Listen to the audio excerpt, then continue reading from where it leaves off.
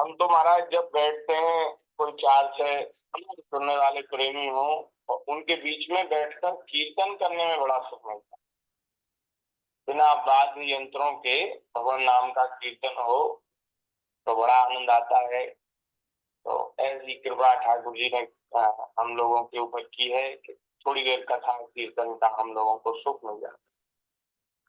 भगवान बड़े कृपालु हैं। श्रीमद् भागवत जी में 9वें स्कंद में हम अध्याय 16 की कुछ चर्चा कर रहे थे। श्री परशुराम भगवान का चरित्र चल रहा है। आप सब लोगों ने श्रवण किया कि परशुराम जी क्षत्रियों का संहार करके, राजा सहस्त्रबाहु अर्जुन का संहार करके उसकी सेना को मार करके कामधेनु गौ माता को लौटा लाए आश्रम पर। पिताजी को सारा वृत्तांत कह सुनाया। पिताजी ने बहुत सुंदर उपदेश दिया और कहा कि बेटा तुमने ठीक नहीं किया, थोड़े से अपराध के कारण राजा को मार दिया। राजा सर्वदेव में होता है, मनुष्यों का स्वामी होता है। राजा की हत्या करने से ब्रह्म हत्या से भी अधिक पाप लगता है। तो इसलिए तुम जाओ, नमन करके अपने पाप को नष्ट कर दो, प्रायश्चित करो। प्रायश्चित से जो है पाप नष्ट हो जाते हैं। ज्ञानी अज्ञानी जो पाप हमसे बन जाए तो उनके शास्त्रों में प्रायश्चित बताए गए हैं, तो वे प्रायश्चित करके।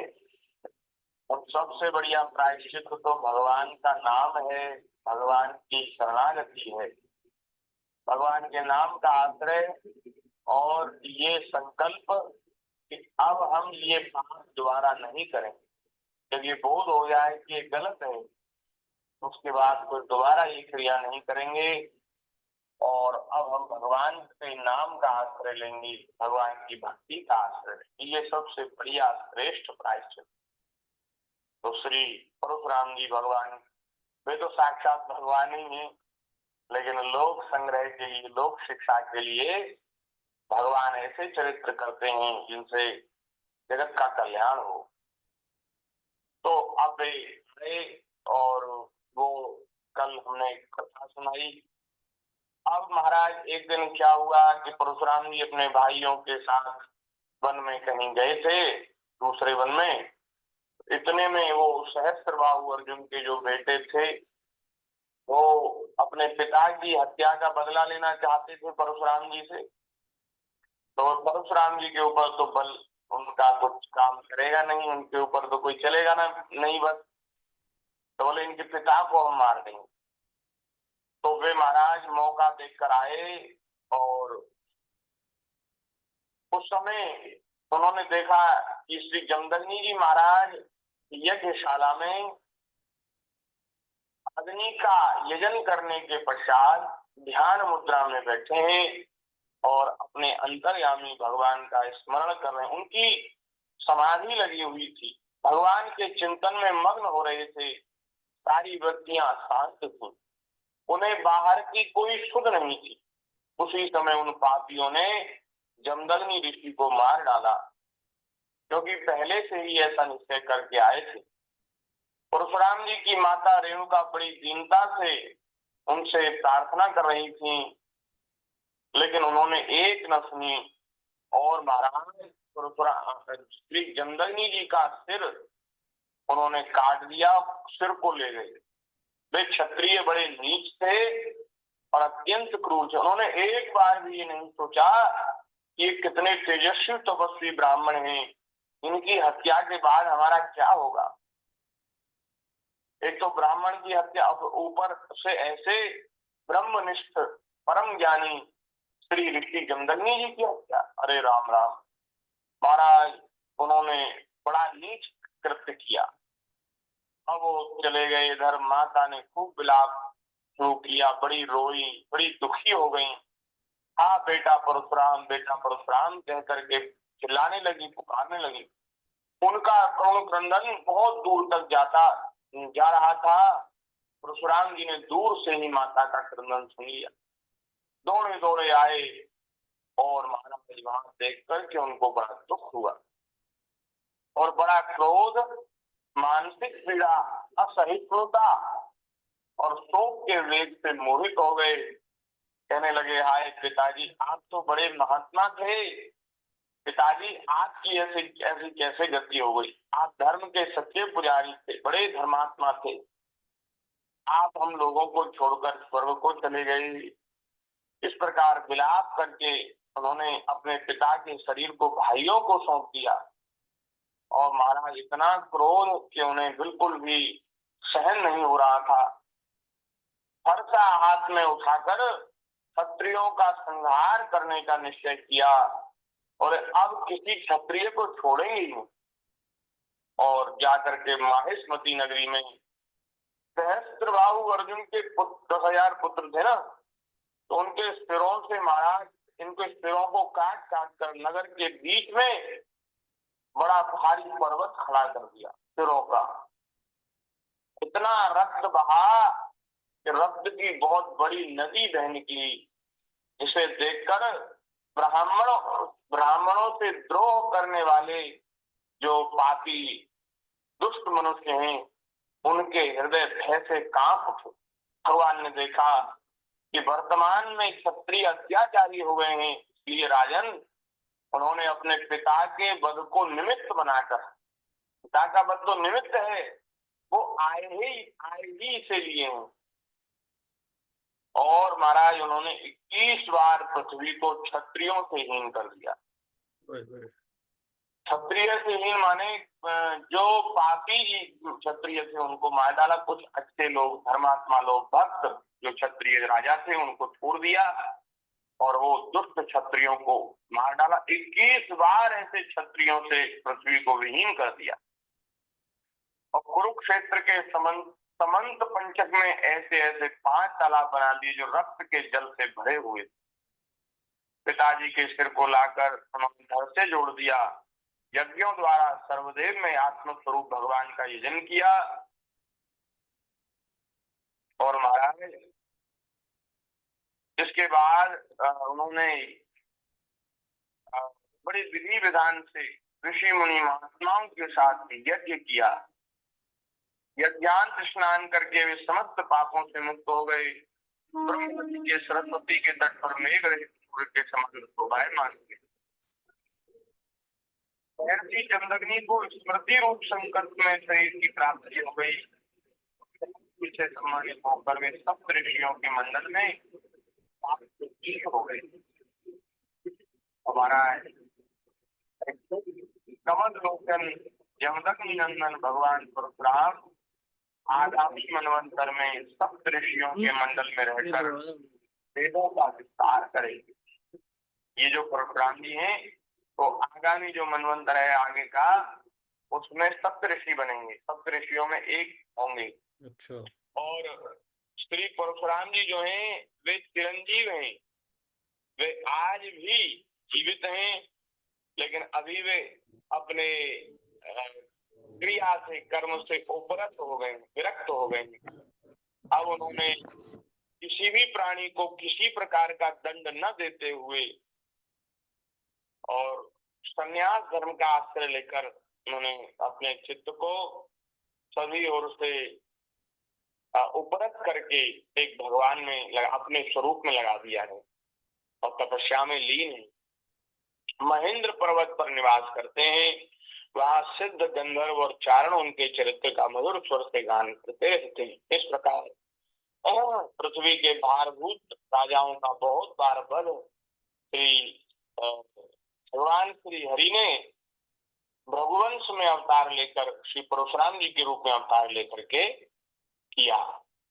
बोलिए भक्त वत्सल भगवान की जय। तो ये तो गाधी जी के जो गाधी जी के पुत्री के पुत्र श्री जमदग्नि जी हैं।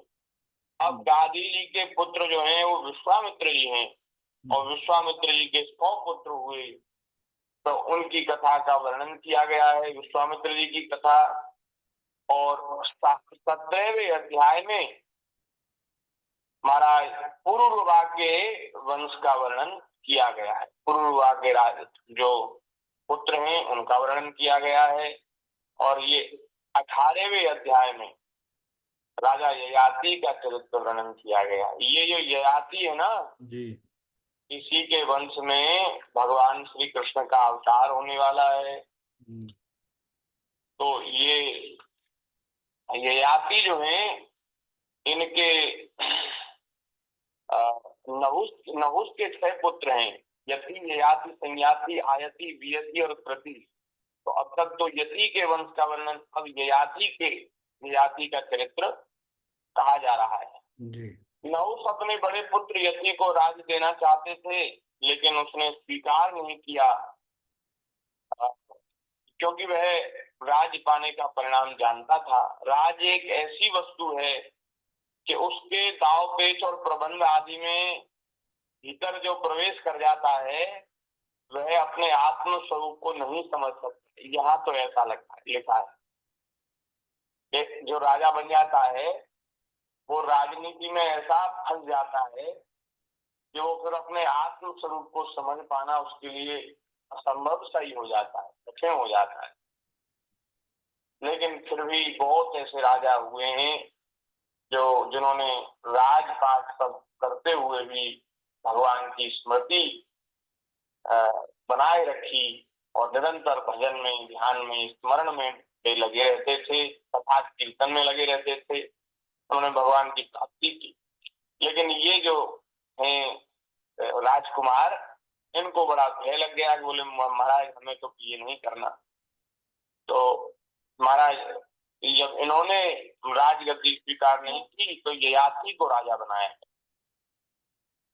ययाति ने अपने 4 छोटे भाइयों को 4 दिशाओं में नियुक्त कर दिया और उन्होंने शुक्राचार्य की पुत्री देवयानी और दैत्यराज बृहस्पति की पुत्री शर्मिष्ठा को पत्नी के रूप में स्वीकार किया। उनकी 2 पत्नियां हैं, एक तो शुक्राचार्य जी की पुत्री देवयानी और एक बृहस्पति जो दैत्यों के राजा हैं उनकी पुत्री शर्मिष्ठा। अब ये क्षत्रिय हैं राजा, अब शुक्राचार्य ब्राह्मण हैं, एक तो इनकी पत्नी ब्राह्मणी है और दूसरी पत्नी दैत्य कुल की है। तो परीक्षित जी ने प्रश्न किया, प्रभु ये कैसे हो गया, क्षत्रिय से ब्राह्मण कन्या का विवाह कैसे हो गया, ये तो शास्त्र विरुद्ध है, ऐसा नहीं होना चाहिए। तो सुखदेव जी ने कहा महाराज इसमें कथा है। क्या कथा है वो सुनना चाहते हैं? परीक्षित जी कथा के बड़े प्रेमी श्रोता है, तो वो खूब खोल खोल कर कथा सुनना चाहते हैं। लेकिन हम थोड़ा संक्षेप में, यहाँ तो बड़ी विस्तार से कथा लिखी है, लेकिन संक्षिप्त में हम स्मरण करें कि एक बार ययाति विचरण करते हुए एक वन में पहुंचे, जंगल में पहुंचे। तो वहां उन्होंने क्या देखा कि एक कुएं में से महाराज किसी स्त्री की आवाज आ रही। तो कुएं में झांक कर देखा तो एक बड़ी दिव्य तेजो में स्त्री उसमें है और वो महाराज पुकार रही है कि मेरी रक्षा करो। तो अब जब ययाति जी वहां पहुंचे तो उन्होंने सामान्य सी बात है उसकी रक्षा की, कन्या की, और वो उसको किसी प्रकार से निकाल लिया, बाहर कुएं से बाहर निकाल लिया। अब वो उससे पूछा कि देवी तुम कौन हो, यहाँ क्या कर रही हो? तो उन्होंने अपना वृतांत सुनाया कि मैं दैत्यों के गुरु शुक्राचार्य की पुत्री हूँ, मेरा नाम देवयानी है। यहाँ बगीचे में ये दैत्यों के राजा जो बृहस्पति हैं उनका उद्यान है और यहाँ में मैं अपनी सखियों के साथ, दासियों के साथ यहाँ हम विचरण करने आए थे। तो यहाँ जलाशय में हम स्नान कर रही थी। तो स्नान करते समय महाराज जब हम सब लोग स्नान करें तो उस समय शंकर जी पार्वती जी के साथ बैल पर चढ़कर इधर से निकले। तो ये सब कन्याएं सकुचा गई और झटपट सरोवर से बाहर निकलकर अपने अपने वस्त्र पहन लिए। तो गलती से क्या हुआ कि देवयानी के वस्त्र बृहस्पति की पुत्री शर्मिष्ठा ने पहन लिए।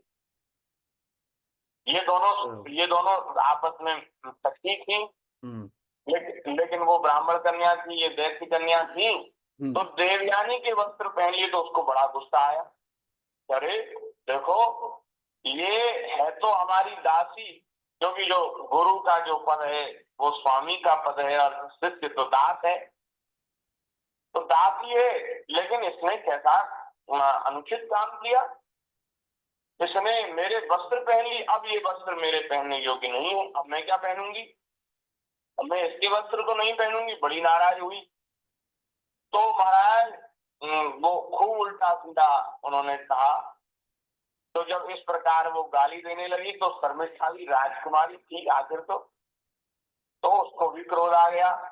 और महाराज वो उन्होंने वस्त्र भी नहीं पहने थे और होठ दबाकर उसने भी फिर उल्टी सीधी बात उससे कही। अरे देखो, हमारे टुकड़ों पे पलने वाली है, उसने कहा राजकुमारी ने, हमारे टुकड़ों पर पलने वाली ये जिसकी हम सम्मान करते हैं, इनका थोड़ा आदर कर रहे, तो ये अपने आप को नहीं क्या समझ रही है।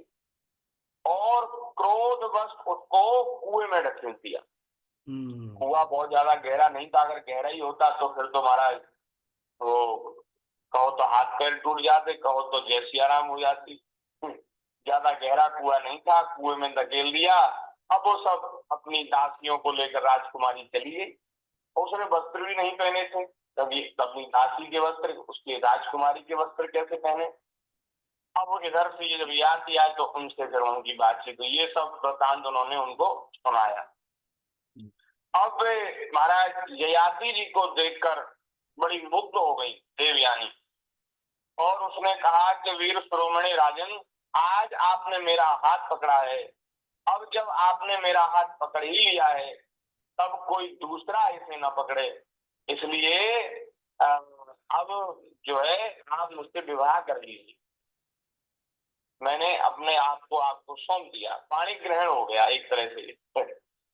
तो अब महाराज ययाति जी बड़े धर्म संकट में, वे सोचने लगे कि शुक्राचार्य जी की पुत्री हैं, ब्राह्मणी हैं, और अगर मैं इनसे विवाह करता हूं तो ये शास्त्रोचित नहीं होगा, और अगर नहीं करता हूं तो ये कहीं इन्होंने श्राप दे दिया तो अनुचित हो जाएगा। तो उस देवयानी से उन्होंने अपने मन की बात कही कि आप देवी, आप ब्राह्मणी हैं, मैं क्षत्रिय, आपका मेरा विवाह कैसे संभव है। तो उसने कहा, देवयानी ने कहा कि देखो राजन, पहले मैंने बृहस्पति के पुत्र कच्छ को साथ दे दिया था, इस पर उसने भी मुझे साथ दे दिया कि तेरा विवाह क्षत्रिय से होगा। तो मैं तो साबित हूं, मेरा विवाह तो होने ही वाला क्षत्रिय से है, तो इसलिए आपको दोष नहीं लगेगा, आप ये स्वीकार कीजिए मुझे। तो ययाति ने शास्त्र प्रतिकूल होने के कारण यह उसको अभीष्ट तो नहीं था, क्योंकि पहले के लोग बड़े धर्मात्मा थे, धर्म का विचार करने वाले थे। अब तो महाराज ये धर्म की बात भी लोगों को बिल्कुल नहीं सुहाती है। अब तो ऐसी बात कर दो तो एक तरह से वो अपराध माना जाता है। अरे बताओ, इन्होंने ऐसी बात कर दी, ये तो समाज को पीछे ले जाएंगे, ये तो अंधकार में ले जाएंगे। इसलिए ऋषि मुनि महात्माओं की, वेद शास्त्रों की बात अब पिछड़े लोगों की बात हो गई, क्योंकि अब हम तो मॉडर्न हो गए, आधुनिक हो गए, अब हम इन बातों को थोड़ी ना मानेंगे। तो महाराज, लेकिन वो पहले लोग सब धर्मात्मा थे, लेकिन उन्होंने देखा कि प्रारब्ध ने स्वयं ही मुझे यह उपहार दिया है, और उनका मन भी उसकी ओर खिंच रहा था, इसलिए ययाति ने उसकी बात मान ली। तो अब ययाति जब चले गए, तब देवयानी रोती पीटती अपने पिता शुक्राचार्य के पास पहुंची। अपना पीताम्बर उनको दे दिया था, वो जैसे तैसे पहनकर लपेट कर तो पहुंची, और रोती हुई अपने पिताजी को सारी बात कह सुनाई, और कहा कि पिताजी, अब हम यहाँ नहीं रहेंगे, ये लोग तो हमें भिखारी समझते हैं, हमारा हमारा मन में बड़ा अनादर का भाव है इनके मन में, तो ऐसे लोगों के पास क्यों रहना, नहीं रहेंगे। तो शुक्राचार्य जी भी बहुत प्रेम करते थे अपनी पुत्री से। शुक्राचार्य जी का मन भी उचट गया, बोले अब नहीं रहना यहाँ, और वे पुरोहिताई की निंदा करने लगे, बोले पंडिताई का काम बड़ा बुरा है, हम तो करते हैं यजमान का भला, लेकिन यजमान समझता है कि हमने इनके ऊपर एहसान कर दिया, हम ना होते तो बताओ कैसे काम चलता इन पंडित जी के, तो भूखे मरते। और ये यजमान ये नहीं समझते कि अरे ये ब्राह्मण देवता ना हो, पंडित जी ना हो तो कैसे हमारे शास्त्रीय कर्म होंगे, कौन हमारे बालकों का नाम रखेगा, कौन यज्ञोपवीत संस्कार करेगा, कौन विवाह आदि संस्कार करेगा। और ये सब नहीं होंगे तो धर्म का लोप हो जाएगा, संस्कारों का लोप हो जाएगा, संस्कृति नष्ट हो जाएगी। बताओ। लेकिन यजमान तो समझते हैं कि अरे ये तो ऐसे ही घूमते हैं और हमारे टुकड़ों पे पलते हैं, और हम ना इन्हें पूछे तो इनको कोई पूछने वाला नहीं। देखो, आवश्यकता तो दोनों की है, लेकिन आचार्य के प्रति आदर की बुद्धि, आदर का भाव यजमान को रखना चाहिए। तो अब तो उनको पुरोहिताई की निंदा करने लगे शुक्राचार्य। उन्होंने सोचा कि इसकी अपेक्षा तो खेत में अन्न बीन करके, बाजार में पड़ा हुआ जो अन्न है उसको बीन कर खा लेना अच्छा है, लेकिन पंडिताई का काम तो एकदम नौकर की जैसा काम है, ये नहीं करना उचित। इसलिए पहले के जो ब्राह्मण थे वो पंडिताई के काम को बहुत अच्छा नहीं समझते, नहीं करते। अब तो देखो ऐसा समय आ गया है कि महाराज अब इतना समय विचित्र है कि अब बिना अर्थ के, बिना धन के गुजारा बड़ा कठिन है।